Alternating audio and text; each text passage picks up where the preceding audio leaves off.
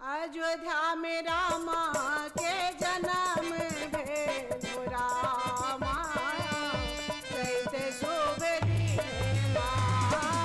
अयोध्या में रामा के जन्म भेलो रामा, चैत शुभ दिनमा।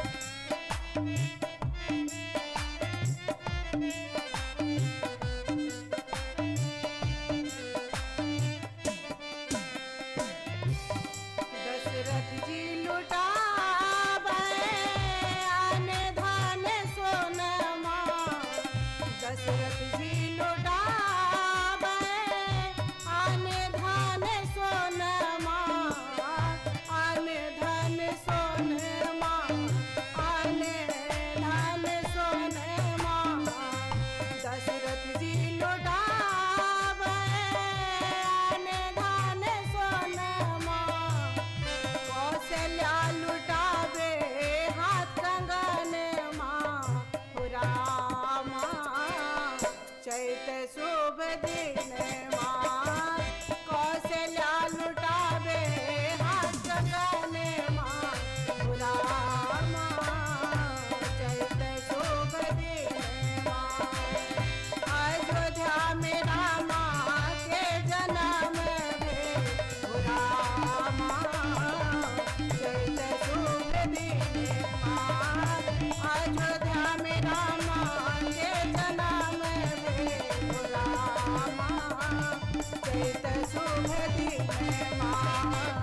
चैत शुभ दिनमा, चैत शुभ